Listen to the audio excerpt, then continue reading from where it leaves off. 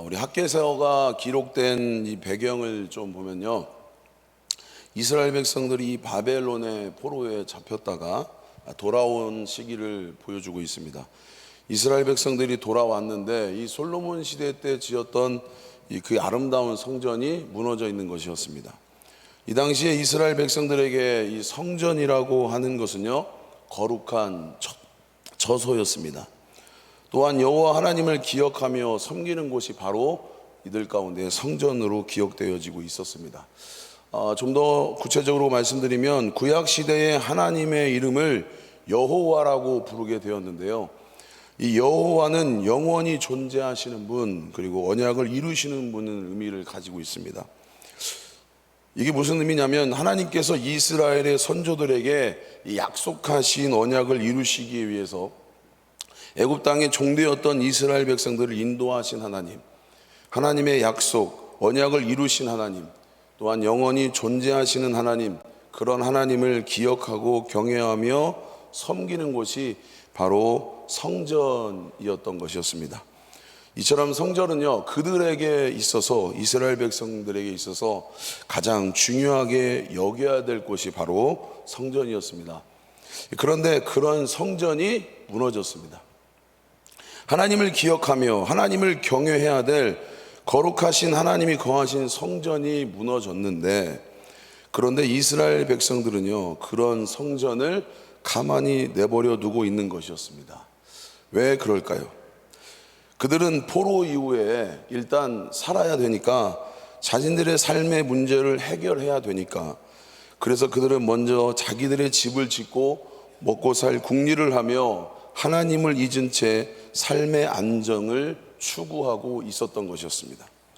참 안타까운 것은요, 이스라엘 백성들이 자신의 삶에만 집중하고 있을 때에 성전은요, 황폐한 상태로 방치되어 있었고요, 그렇게 방치되면 방치될수록 이스라엘 백성들의 삶은 점점 안정을 찾아가기 시작했던 것이었습니다. 신앙생활하는 우리도 어쩌면 하나님을 기억하지 않고 하나님을 예배하지 않고요, 우리의 먹고 사는 삶의 문제에 집중하게 될 때에 우리의 삶은요, 풍요해질지 모르겠습니다. 아니면 이전보다 더 삶의 질이 높아질지는 모르겠습니다. 그러나 명심해야 될 것은요, 내 영혼은 점점 피폐해지며 점점 죽어가고 있다는 것을 잊지 않으셨으면 좋겠습니다. 이처럼 이스라엘 백성들의 삶에 안정을 찾아 있을지 몰라도요, 그들의 성전, 하나님께서 예배하는 그 성전, 하나님이 임재하시는 성전은요, 황폐해진 채로 놓여져 있었다라는 것입니다.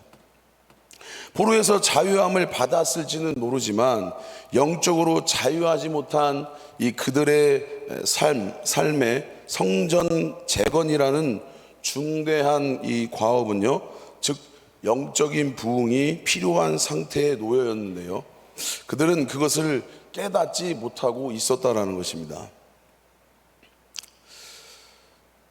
이스라엘 백성들은 이미 성전이 무너졌고 다시 짓기도 쉽지 않는데, 지금까지 성전 없이도 잘 살아왔는데, 아무 문제 없이 안정되게 살아왔는데 그냥 내버려두면 안 될까, 아마 그렇게 생각할 수도 있었을 것입니다.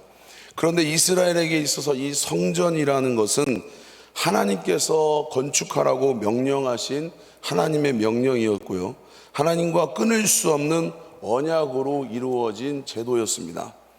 그리고 무엇보다 하나님께서는 이 성전에 임하셨기 때문에 성전을 건축하지 않는다는 것은 하나님 없이, 하나님의 은혜 없이 살아가겠다고 하는 것과 다를 바가 없다라는 것을 의미하고 있습니다.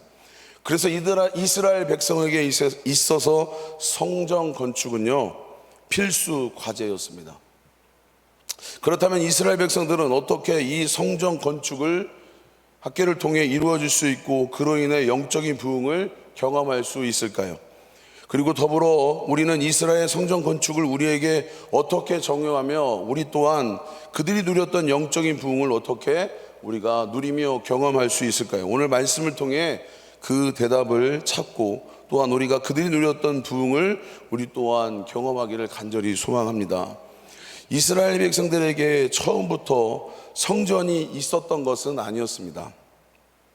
이스라엘 백성들이요, 왕족 국가 이전에 이 부족 사회일 때는 그냥 돌단을 쌓거나 이 제단을 쌓아서 하나님 앞에 예배하고 제사를 드렸습니다. 그런데 이 부족이 점점 커지면서 이 제단이 돌이 아니라 이 성막을 세워 예배하도록 하나님께서는 이 성막의 제도를 세워 주셨습니다. 그런데 이 성막 제도는 이 성전을 향해 가는 중간 다리에 불과했습니다. 그리고 이스라엘이 온전한 왕정 국가가 되었을 때에 하나님께서는요, 성전을 세우라고 명령하셨습니다. 이처럼 이스라엘 백성들이 출애굽하고 계속해서 이동해야 됐을 때에 이 잠깐 성막을 세워서 예배하도록 말씀하셨지만, 이제는 이스라엘 백성들이 가나안 땅에 들어가고 사사 시대를 지나 이 왕이 세워지고 국가의 형태를 이 완전히 완성시켰을 때에는 하나님께서는 솔로몬에게 성전을 세우도록 명령하셨다라는 것입니다. 이 성전 제도는요, 사람들이 원하는 것이기도 하지만 동시에 하나님이 원하셨고 하나님의 명령이셨고 하나님께서 세우신 제도였다라는 것입니다. 그래서 이 성전 제도는요, 이스라엘의 백성들에게 아주 혁신적인 제도였습니다. 이전에는 돌단이나 장막을 쌓으면 하나님께 예배할 초소가 생기고 또 그것을 철수하면 하나님을 예배할 초소가 사라졌다면, 이제는 이동하지 않고 튼튼하고 웅장하고 화려하기까지 한 그 성전에서 더욱 하나님의 임재를 경험하고 하나님을 예배할 수 있게 되었다라는 것입니다. 그것은 이스라엘 백성들에게 엄청난 혁신이었습니다. 그리고 엄청난 부흥이었습니다. 그리고 하나님 앞에 나아갈 수 있는 은혜였습니다. 그런데 이 엄청난 성전이요, 무너졌다라고 제가 말씀드렸습니다. 이것을 다시 세우지 않는다라는 것은요, 이스라엘 백성들에게서는요, 그들의 정체성을 포기하는 일이었습니다. 이렇듯 이스라엘 백성들 사이에서는 허물어진 성전을 다시 짓자는 이야기가 나왔을 것입니다. 솔로몬의 성전의 영광을 경험했던 이들은 성전을 지어야 한다고 하루빨리 성전을 짓자고 다시 짓자고 이야기했을 것입니다. 그런데요, 이스라엘의 백성들의 반응이 이상합니다. 오늘 본문 학계 1장 2절을 읽겠습니다. 만군의 여호와가 이같이 말하여 이르노라. 이 백성이 말하기를 여호와의 전을 건축할 시기가 이르지 아니하였다 하느니라. 대부분 이스라엘 백성들이 말을 합니다. 아직 성전을 건축할 시기가 아니다. 아직은 이 시기상조다. 성전 건축은 당연히 해야지만 그런데 아직 아니다라는 반응이었습니다. 왜 이런 이야기를 했을까요? 아까도 말씀드렸지만 포로기를 지난 이스라엘 백성들은요, 하나님과의 이 언약 관계보다 자신의 삶을 살아가는, 이 편안하게 살아가는 거 누리는 데에 더 관심이 있었다라는 것입니다. 포로 이후에 이스라엘 백성들은 이 이스라엘의 회복을 위해 그들이 한 일은요, 성전을 짓고 하나님과의 관계를 회복하는 일이 아니라 자기 자신을 위한, 또한 편안한 집을 짓고 자신의 삶을 안정시키는 것들이 그들 가운데 가장 우선순위가 되어져 있었다라는 것입니다. 이 포로 가운데 구원하신 그 하나님의 은혜를 잊은 채 이제 좀 살만하니까 하나님보다 이제 자신을 위해 살아가는 어리석고 안타까운 이스라엘의 이 백성들의 모습이 어쩌면 오늘날 우리들의 모습과 조금 비슷한 것을 보게 되어집니다. 바벨론 포로 이후에 성전을 짓는 것보다 자신의 삶의 안일함과 자신의 삶의 평안함을 추구했던 이스라엘 백성들의 모습이, 우리가 이 코로나로 인해서 발이 묶여 있었고 예배하지 못했던 시기를 지나고 이제는 예배보다 하나님의 관계보다 우리의 삶의 안정과 우리의 편안함을 추구하는, 우리의 편안함이 먼저 우리의 모습을 발견하게 된다는 것이죠.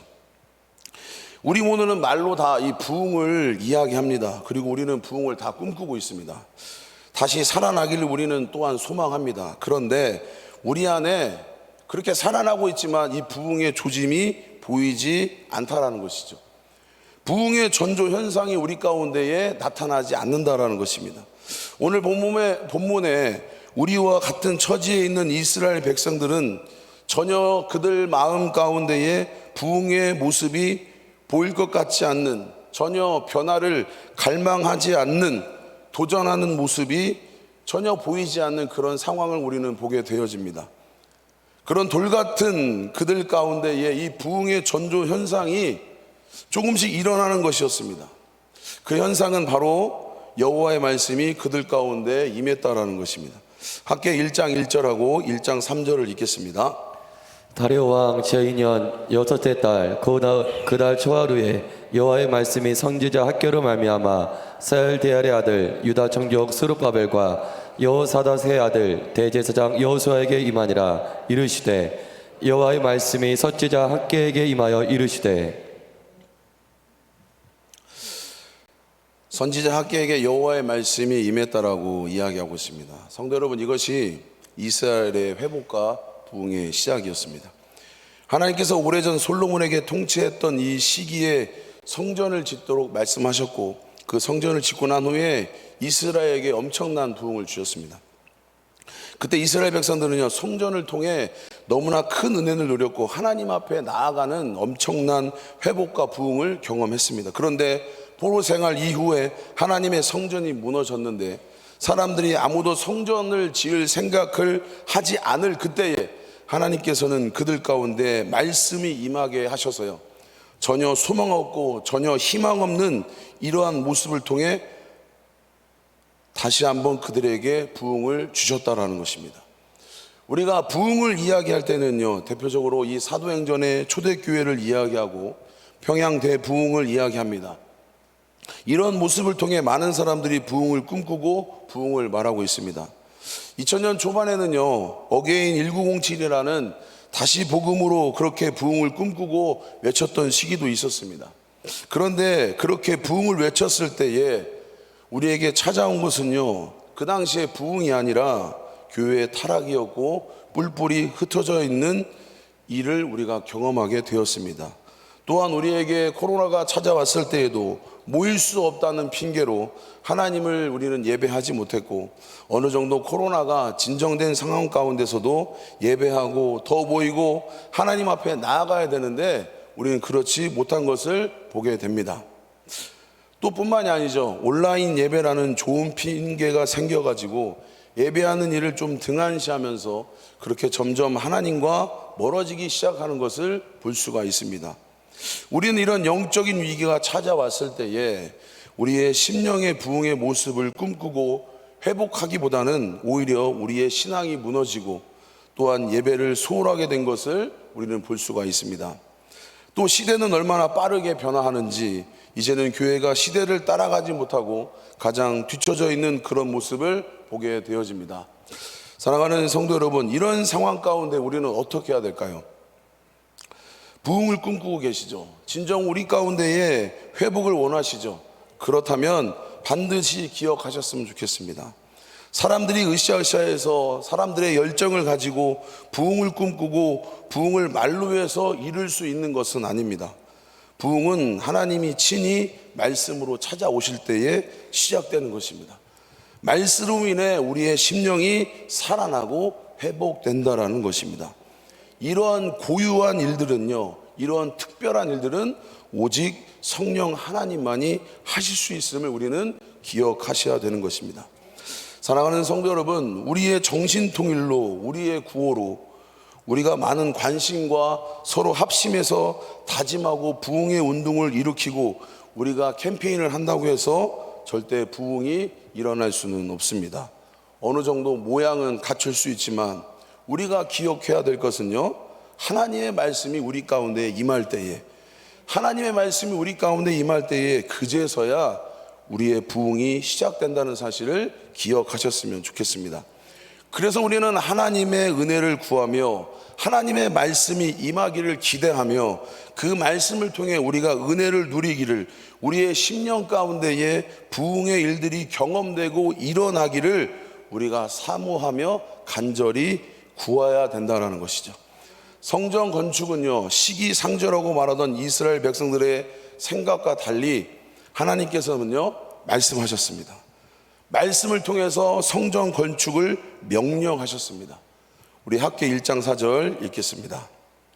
이 성전이 황폐하였거늘 너희가 이때 방벽한 집에 거주하는 것이 옳으냐.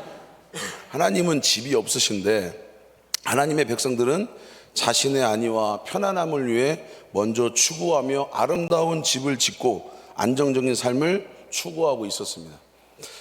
사람들의 생각에는요, 지금의 성전을 지을 때가 아니라고 생각했습니다. 포로가 끝나서 이제 돌아왔는데 돈도 없고 삶의 여유도 없고 이제는 이스라엘을 다시 세운 일에 집중해도 모자란데 왜 성전을 짓느냐는 것입니다. 우리가 볼 때는요, 단순히 그냥 불신앙이라고 볼 수도 있겠지만 이스라엘 백성들에게는요, 이게 현실적인 문제였습니다. 당장 돈이 없었습니다. 먹고 살 공주를 해야 되는데 성전은 무슨 성전이냐. 이것이 이스라엘 백성들의 현실적인 고민이었습니다. 성전을 짓는다고 해도 재료가 필요하고요, 돈이 필요하고 그것들을 다 모은다 해도 방해 세력이 있을 것이고 또한 방해 세력이 어떻게 대응해야 되는 것일까. 수많은 노력과 수고와 돈과 시간을 들여야 하는데 이스라엘 백성들은 지금 시간과 수고와 노력을 감당할 만한 능력도 없고 마음도 지쳐 있었다는 것이죠. 적어도 하나님의 말씀이 임하기 전까지는 이스라엘 백성들은요, 아무런 꿈과 소망이 없는 상태였습니다. 그런데 하나님의 말씀이 그들 심령에 임하기 시작했을 때에 하나님께서는 그들의 생각과 그들의 우선순위를 바꿔놓기 시작하셨습니다. 하나님께서는 하나님의 집을 내팽긴 채 자신들의 집만 돌보고 자신들의 집만 아름답게 꾸미고 자신들을 잘 먹고 잘 사는 것이 옳지 않다라고 지적하면서 이제 어서 성전을 건축하라고 독려하시는 것입니다.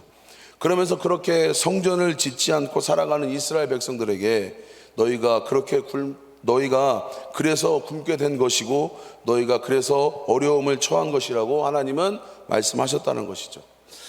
하나님은 왜 이렇게 이스라엘 백성들에게 이 성전 건축을 강하게 독려하시는 것일까요? 하나님이 정말 집이 없는 게 아쉬워서 그러신 것일까요? 이사야 61장 1절 말씀에요, 하나님은 하늘이 하나님의 보좌고 땅이 하나님의 발등상이라고 말씀하십니다. 하나님은 온 세계가 하나님 앞에 속해 있고 모든 것이 하나님의 것이라고 말씀하시는 것입니다. 그런 하나님께서 성전 하나 짓지 않는다고 해서 아쉬울 게 하나도 없으신 분이 바로 하나님이신데, 그런데 그렇게까지 어렵게 살고 있는 이제 포로에서 또한 돌아온 이스라엘 백성들에게 짓기 어려운 성전 건축을 말씀하시는 이유는 너희가 이스라엘이 진정 회복하기를 원한다면 하나님과의 언약 관계를 회복하는, 즉 성전 건축을 하는 것밖에는 회복의 길이 없기 때문에 하나님은 그것을 명령하고 있었다라는 것입니다. 하나님은 이스라엘을 통해 크고 웅장하고 화려한 성전이 아니라 성전을 통해 수많은 재물을 원하시는 게 아니라 하나님을 떠난 이스라엘 백성들의 마음의 우선순위, 중심을 원하셨다라는 것입니다. 자신들의 어리석음과 죄 때문에 바벨론의 포로로 끌려가고 돌아가고 이제 왔다면 이제 다시는 하나님을 섬기고 하나님을 붙들고 살아가야 하는데, 돌아왔는데 또다시 어렵다고 핑계대고 성전 건축은 뒤로하고 하나님과의 관계는 뒤로한 채 자신들의 이 안위를 위해서 생각하고 집을 짓고 꾸미며 살아가는 이스라엘 백성들을 보시고 그들이 무엇을 붙잡아야 되는지, 그들에게 중요한 게 무엇인지 하나님은 말씀을 통해 알려주셨다는 것입니다. 이스라엘 백성들이 이 자신의 편안함을 깨트리고 모든 시선을 이제 하나님 앞에 고정하고 자신의 모든 우선순위를 하나님 앞에 드리고 하나님의 성전 짓는 일을 다시 시작한다면 이스라엘 백성은 다시 진정한 회복과 또한 회복을 경험하고 진정한 부흥을 경험하게 될 것이라고 말씀하시는 것입니다. 사랑하는 이 성도 여러분, 진정으로 성도 여러분들이 원하시는 것이 무엇인지는 잘 모르겠습니다. 자신의 마음을 한번 돌아보셨으면 좋겠습니다. 혹시 하나님과의 관계를 적당히 유지하고 조절하면서 내 삶도 추구하고 또한 신앙생활도 추구하는 한 발 한 발 놓는 그런 양다리의 신앙생활을 원하십니까? 아니면 내 삶을 온전히 하나님 앞에 드리고 우리의 편안함과 우리의 안위를 깨뜨려서라도 하나님께 모든 것을 의지하는 신앙의 모습, 하나님께서 주시지 않으면 죽으면 죽으리라는 그러한 믿음의 삶에 자신을 던지기를 원하십니까? 그 기로에 서 있는 우리에게요, 약 2500년 전에 학개에게 임한 말씀을 통해 이야기하십니다. 다시 성전을 건축하라. 구약의 이스라엘 백성들의 이 성전이 건축이 오늘날 우리에게 어떻게 적용되고 이야기되어질까요? 이 성전이라는 의미는 교회 건물을 짓는 그러한 오늘날의 적용은 볼 수는 없습니다. 학개 선지자에게 여호와의 말씀이 임하고 500년이 지난 이후에요, 예수 그리스도께서 이 땅에 오셨습니다. 왜 오셨을까요? 그것은 죄 가운데 우리를 구원하러 오셨습니다. 어떻게 구원하셨습니까? 방법은 십자가를 통해 우리를 구원해 주셨습니다. 요한복음 2장에 보면요, 예수님께서 사람과 대화하시다가 이런 말씀을 하십니다. 우리 요한복음 2장 19절 한번 보시겠습니다. 예수께서 대답하여 이르시되 너희가 이 성전을 헐라 내가 사흘 동안에 일으키리라. 사람들은 예수님 말씀에 그게 무슨 소리냐고 반문을 했습니다. 몇 년 동안 거쳐서 성전을 지었는데 저 예수라는 사람이 성전을 헐고 3일 만에 다시 짓는다고 왜 이런 이야기를 하는가? 말도 안 되는 소리하는 예수의 말을 사람들은 이해하지 못했습니다. 사람들의 생각 속에는 그저 성전은요, 건물이었습니다. 그저 솔로몬의 성전과 같은 그냥 건물에 불과한 것이 바로 그들이 생각하는 성전이었다는 것입니다. 그런데 그런 사람과 달리 예수님께서는 말씀하신 성전은 무엇이냐면 바로 자신이었습니다. 바로 예수님이셨습니다. 예수님 자신이 몸을 헐어서 3일 만에 부활함으로 성전을 내가 다시 세우겠다는 것입니다. 나를 믿으면 내가 다시 세워지는 성전과 같다라는 것이죠. 그래서 죽어도 살겠고 나를 통해 영원히 죽지 않은 그런 영생을 맛보게 하겠다라고 예수님께서는 성전 건축을 말씀하고 계시는 것입니다. 그래서 우리가 평안하게 신앙생활하면서 하나님보다는 내 삶이 먼저 되는 나 중심적인 신앙생활을 벗어나기를 바랍니다. 자신을 헐어서 자신의 삶을 들여서 우리를 다시 살리고 세우겠다라는 예수님의 성전 재건의 모습을 우리가 온전히 깨달으셨으면 좋겠습니다. 사랑하는 성도 여러분, 예수 그리스도를 만나고 믿게 되면요, 영원히 샘솟는, 영원히 우리에게 목마르지 않는 영원한 은혜와 영원한 말씀을 우리는 공급받을 수 있습니다. 이처럼 우리의 무너진 이 성전을 다시 세우기 위해서 친히 예수님께서 이 땅에 오셨습니다. 그리고 자신의 몸을 찢기시고 상하게 하시고 허물을 깨뜨리시고 무너진 성전을 다시 세우셨습니다. 사랑하는 성도 여러분, 우리의 신앙 가운데에 무너진 성전이 혹시 계신지 모르겠습니다. 이제 다시 예수 그리스도로 말미암아 무너진 성전을 우리는 다시 건축하셨으면 좋겠습니다. 포로기가 끝난 이스라엘 백성들이 하나님을 잊은 채 그들의 삶을 위해 안일하게 살아갈 때에 성전을 지으라고 하나님은 말씀으로 임해 주셨습니다. 근데 그때 그들은 부흥이 시작됐습니다. 하나님의 성전을 통해 이스라엘 백성들을 찾아가셨고 성전에서 예배하는 자들을 통해 하나님의 영광을 나타내셨습니다. 그런데 이제는요, 하나님께서는 우리에게 이전과 완전히 다른 새로운 방식의 성전 건축을 명령하셨습니다. 그건 바로 예수 그리스도십니다. 예수님께서 이 땅에 오셨습니다. 그 예수를 믿는 자, 그 믿는 자마다 장소와 모든 모양과 형식에 상관없이 하나님께서는 사람을 통해 영광 받으시고 성령께서 어떤 건물이나 어떤 장소를 임하시는 것이 아니라 이제 예수 그리스도를 믿는 사람에게 임재하신다는 것입니다. 하나님은 그들 가운데 임재하셔서 이전과 비교할 수 없는 엄청난 역사와 은혜를 그들 가운데 부어주시고 그들을 통해 부흥을 이루겠다라고 말씀하신다는 것입니다. 그래서 우리에게 필요한 건 뭡니까? 예수님밖에 없습니다. 그래서 우리에게 필요한 것은 주님밖에 없습니다. 사랑하는 성도 여러분들, 우리의 10년 가운데 새로운 부흥을 꿈꾸시길 원하십니까? 그러면 예수님밖에 없음을 온전히 우리가 깨달으셨으면 좋겠습니다. 부흥은 2000년 전에 예수님께서 이 땅에 임하실 때 시작되었습니다. 말씀으로 임하실 때 시작되었습니다. 우리 예수님은요, 우리는 예수 그리스도 안에 우리의 성전을 세우시고 우리에게 임하셔서 우리에게 부흥을 일으키실, 우리는 그 예수님을 바라보며 사시기를 간절히 소망합니다. 그래야 우리 안에 놀랍게 역사하시는 그 예수님으로 말미암아 성령 충만의 은혜를 누리고요, 그 은혜를 온 땅에 흘러보내고 그 영광 가운데에 우리가 있기를 간절히 소망합니다. 시간 기도하시겠습니다. 사랑의 하나님, 감사합니다. 예수로 말미암아 온전히 우리가 온전한 우리 10년 가운데 부흥이 있기를 원합니다. 하나님, 구약시대에 성전을 건축하라고 말씀하셨습니다. 오늘 우리에게 하나님 다시 한번 말씀하십니다. 우리에게도 또한 성전을 건축하기를 원하시는 그 주님 앞에 이제 우리가 주님과의 온전한 관계를 맺기를 원합니다. 오직 주님 한 분만 바라보기 원합니다. 주님과의 멀어졌던 우리의 이 관계가 다시 한번 회복될 수 있는 은혜를 베풀어 주시옵소서. 그래 우리 안에 예수가 살아나기를 원합니다. 우리 안에 예수가 온전히 임재하기를 원합니다. 주님이 내 안에 온전히 함께하여 주셔서 나를 통해 새롭게 부흥이 이루실 것을 기대하기를 원합니다. 소망하기를 원합니다. 주님을 바라보기를 원합니다. 주님을 기대하기를 원합니다. 감사하며 예수님의 이름으로 기도합니다.